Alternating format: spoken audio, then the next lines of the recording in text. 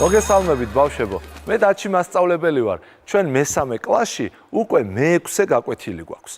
წინა გაკვეთილზე ჩვენ ქართული ფულის ერთეულებზე ვისაუბრეთ და მათი დახმარებით რიცხვები მიუმატეთ ერთმანეთს და გამოვაკელით. დღეს ჩვენ უნდა ვისაუბროთ ამოცანებზე. ამოცანებს მე ვეძახი მათემატიკურ პრობლემებს. ზოგიერთი ამოცანა იმხელაა, რომ მას რამდენჯერმე ვკითხულობთ. შეიძლება ამოცანა ისეთი იყოს, რომ ერთხელ ან ორჯერ წაკითხვაც ეყოს. საერთოდ გავარკვიოთ რა არის ამოცანები, რისგან შედგება ისინი, რამდენი ნაწილისგან შედგება. ამისათვის მოდით ჩვენს ელექტრონულ დაფაზე ერთ ამბავს გავეცნოთ. ნახეთ, ბებია ურეკავს შვილიშვილს. საღამო მშვიდობის, შვილო, სახლში მალე მოხვალ, ეკითხება. შვილიშვილი პასუხობს. საღამო მშვიდობის ბებია, კი, მალე მოვალ. ბებიამ სთხოვა, თუ შეიძლება 1 კილოგრამი მარწყვი და 2 კილოგრამი ბანანი იყიდე და სახლში მოიტანეო. კარგი, ბებია, აუცილებლად წამოვიღებ. უთხრა შვილიშვილმა. გავაგრძელოთ ერთი ეს ამბავი, გავაგრძელოთ რა ხდება ამ ამბავში. გაითვალისწინე რომ ეუბნება ბებია. მარწყვი 8 ლარი ღირს, ბანანი 3 ლარით იაფია მარწყვზე. შვილიშვილი დაფიქრდა და ეუბნება, ბებია, სულ რამდენის გადახდა მომიწევს?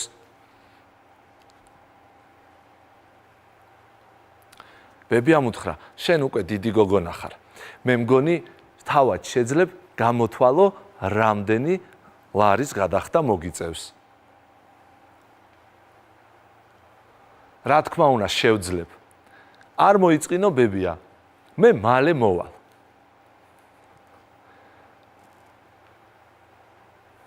დაფიქრდა გოგონა.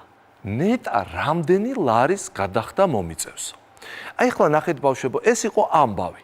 რაღაც ამბავი იყო, რომელსაც ჩვენ ვაქცევთ ხოლმე ამოცანებად და თქვენ წიგნებში უკვე ის წერია ამოცანის სახით.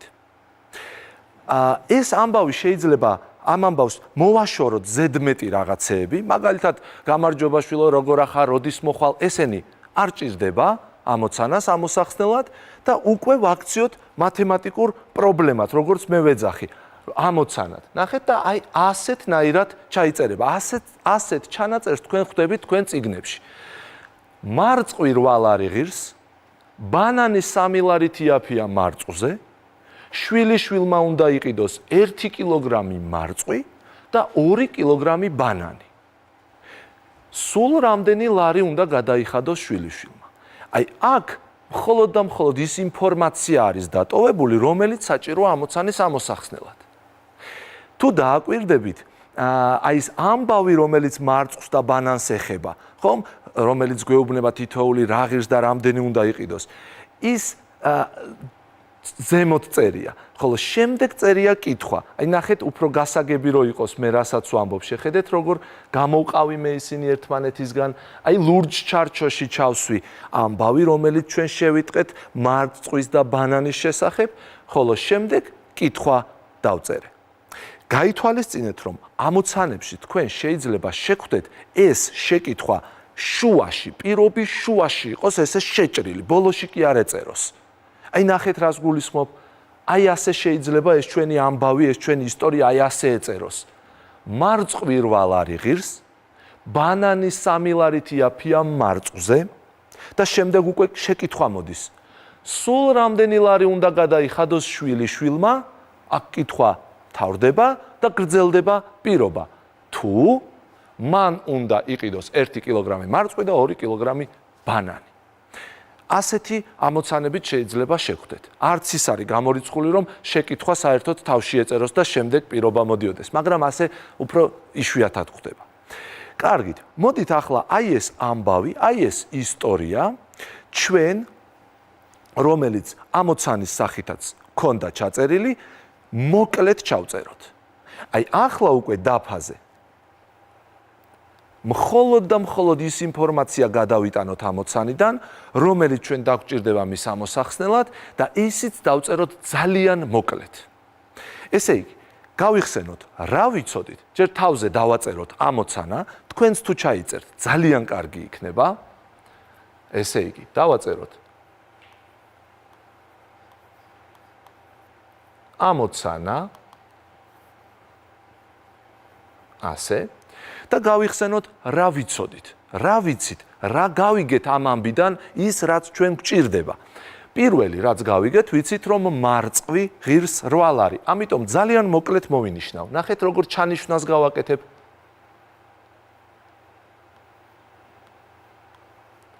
ზედმეტ სიტყვებსაც არ გამოვიყენებ. დავწერე მარწყვი, გავუსვიტირე და ვწერ. აი ასე, მოვინიშნე. შემდეგ კიდევ რა ვიცოდით პირობაში, კიდევ ვიცოდით, რომ ბანანი მარწყვზე 3 ლარით იაფია. ამასაც მოვინიშნავ. თქვენც ჩემთან ერთად გადაწერეთ.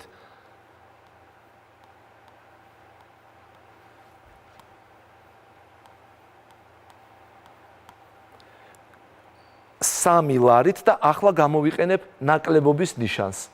3 ლარით იაფია, ანუ 3 ლარით ნაკლები ღირს ვიდრე მარწყვი. ნახეთ, როგორი ჩანაწერი გავაკეთე. ბანანი 3 ლარით ნაკლებია და მივანიშნე რაზე? მივანიშნე, რომ მარწყვზე იაფია. კიდევ რა ვიცით? კიდევ ვიცით, რომ უნდა შეიძინოს შვილიშვილმა 1 კილოგრამი მარწყვი და 2 კილოგრამი ბანანი. ამასაც მოვინიშნავ ძალიან მოკლედ. მარწყვი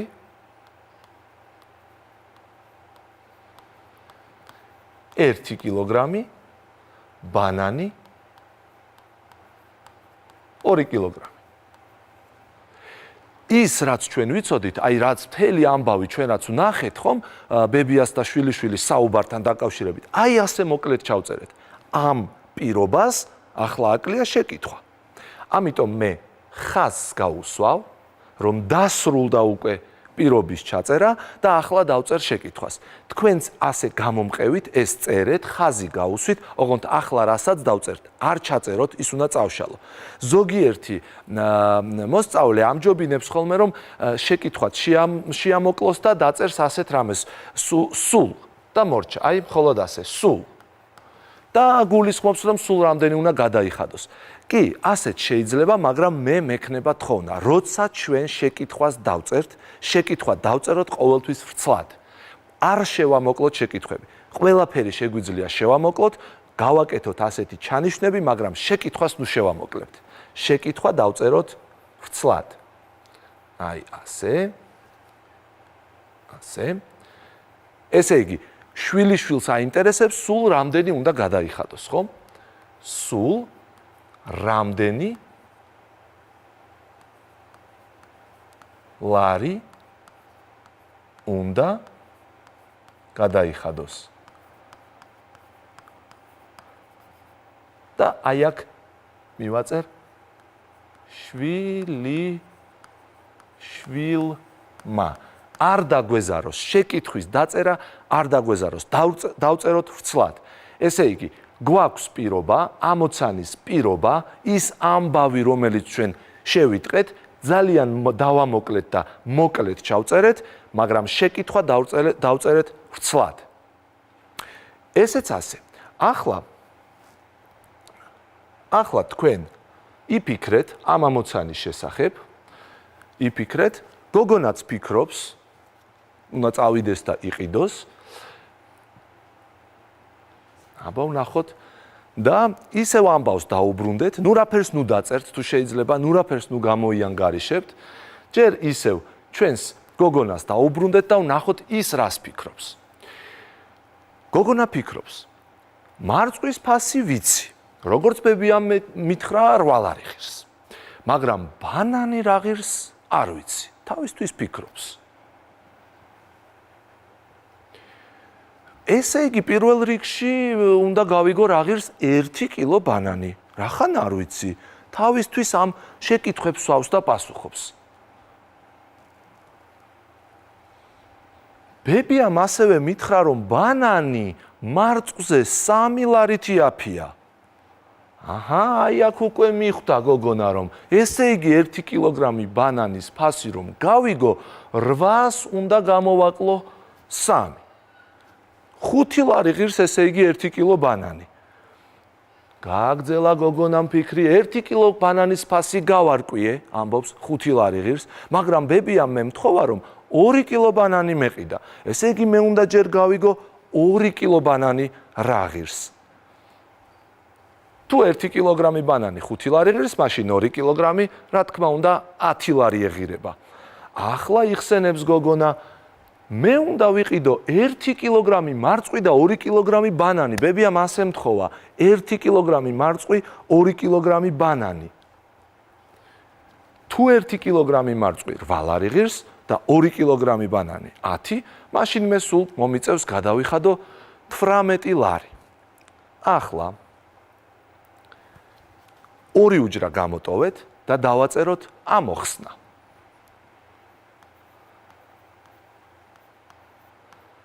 გოგონამ უკვე თავისთვის გაარკვია, რამდენი ლარი აქვს გადასახდელი და მოდით ჩვენც ეს ყველაფერი ჩავწეროთ შეკითხვებით. გავიხსენოთ, პირველად რა შეკითხვა დაუსვა გოგონამ თავის თავს. მან პირველად იკითხა, რა ღირდა 1 კილოგრამი ბანანი. ჩავიწეროთ. პირველი კითხვა, რა ღირს 1 კილოგრამი ბანანი. და გახსოვთ, რაც გააკეთა გოგონამ, 8-ს გამოაკლო 3, მიიღო 5 ლარი.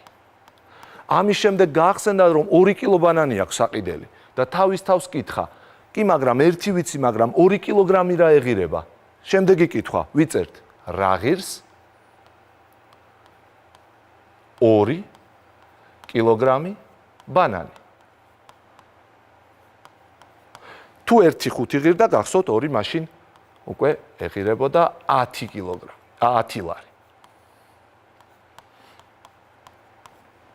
და ბოლოს მან გაიხსენა, რომ ბებიამ სთხოვა, რომ ეყიდა 1 კილოგრამი მარწყვი და 2 კილოგრამი ბანანი. სულ კითხვა ასეთი იყო ამოცანი, სულ რამდენი ლარი უნდა გადაიხადოს შვილიშვილმა. ესეც ჩაიწერეთ და გვახსოვს, ესე იგი, როგორ 1 კილო თუ ღირდა მარწყვი 8 ლარი და 2 კილო ბანანი 10 ლარი, მაშინ 8-ს უნდა დავუმატოთ 10 და გამოგვივა 18 ლარი. არ დაგვავიწყდეს პასუხი. 18 ლარი. ესეც ასე. თქვენ უკვე გაქვთ მოკლე ჩანაწერიც და თქვენ უკვე გაქვთ ამოცანის ამოხსნაც. ახლა სანამ ერთმანეთს დავემშვიდობებოდეთ, ერთი პატარა ისტორია კიდევ ვნახოთ და მე გთხოვთ, რომ ამ ისტორიის მიხედვით თქვენ თავად ჩაწეროთ მოკლე ჩანაწერი და მერე თავადვე ამოხსნათ. აბა დავიწყეთ. გამარჯობა ლუკა, გამარჯობა მარიამ. ბავშვები შეხვდნენ ერთმანეთს. ლუკა სკოლაში დავალება მომცეს. უნდა გავარკვიო, რა სიგრძისაა ზღვის ლომი. შენ ხო არ იცი, რა სიგრძის არის, ეკითხება მარიამი. ვიცი, რომ დელფინის სიგრძე შეიძლება იყოს 10 მეტრი. ასევე ვიცი, რომ ვეშაპის სიგრძე დელფინის სიგრძეზე 23 მეტრით მეტია. აი ეს ინფორმაცია გამოგადგებათ, ესე იგი 10 მეტრი არისო დელფინის სიგრძე და 23 მეტრით მეტია ვეშაპის სიგრძე. მაგრამ არ ვიცი ზღვის ლომის სიგრძე რამდენია. ბავშვებო, თქვენ საუბარს მოუკარი ყური. ზღვის ლომის სიგრძე არც მე ვიცი, მაგრამ ის ვიცი, რომ მისი სიგრძე ვეშაპის სიგრძეზე 27 მეტრით ნაკლებია. იქნებ რამეში გამოგადგეთ. დიდი მადლობა ლუკა, დიდი მადლობა ელენე, თქვენ მენ ძალიან დამეხმარეთ. აი ეს ამბავი მინდა რომ თქვენ აქციოთ ამოცანად, ჩაწეროთ მოკლე ჩანაწერი და შემდეგ ამოხსნათ. სანამ დავემშვიდობებოდეთ, ერთხელ ერთხელ კიდევ მინდა მნიშვნელოვან ინფორმაციას მიაქციოთ ყურადღება. დელფინის სიგრძე 10 მეტრი, ვეშაპის სიგრძე დელფინის სიგრძეზე 23 მეტრით მეტი და ასევე ნახეთ ვეშაპის სიგრძეზე 27 მეტრით ნაკლებია ზღვის ლომის სიგრძე. აი ეს მთავარი ინფორმაციები თქვენ დაგჭირდებათ. მოკლედ, მე მინდა დაგემშვიდობოთ, დავალება გაქვთ, არ იჩქაროთ, კარგად გაიაზრეთ, ჩაწერეთ ამოცანის სახით, მოკლე ჩანაწერი გააკეთეთ, დასვით შეკითხვები და არ იჩქაროთ და დაწერეთ შეკითხვები ვრცლად. მოკლედ არ ჩაწეროთ მხოლოდ და მხოლოდ შეკითხვები, ეს ჩემი თხოვნა იქნება. კარგი, მინდა დაგემშვიდობოთ. აბა, მომავალ შეხვედრამდე.